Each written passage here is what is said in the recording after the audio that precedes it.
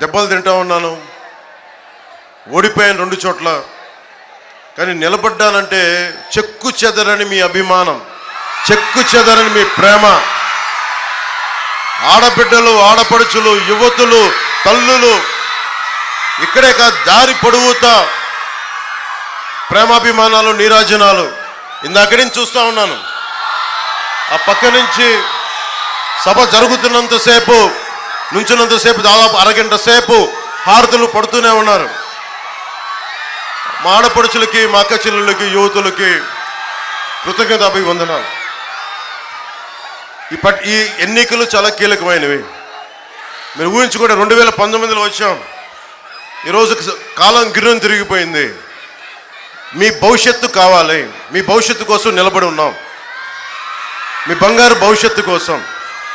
నేను చాలా కష్టపడి చాలా పెద్దలందరితో మాట్లాడి ఎన్డీఏ అలయన్స్ని తీసుకురావడానికి కూడా ముఖ్య కారణం, మనకి కేంద్రం సపోర్ట్ లేకపోతే ఆంధ్రప్రదేశ్ని అభివృద్ధి చేయలేం.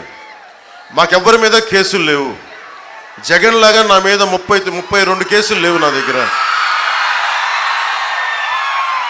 నేను అడిగితే, రిక్వెస్ట్ చేస్తే ఆంధ్రప్రదేశ్ అభివృద్ధి గురించి మాట్లాడతాను తప్ప ఇంక దేని గురించి మాట్లాడు.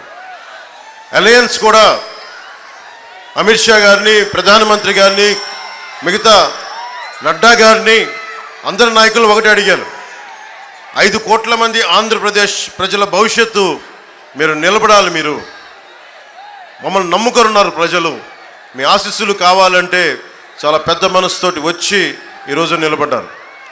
అలాగే మన నరసాపురం పార్లమెంటుకు సంబంధించి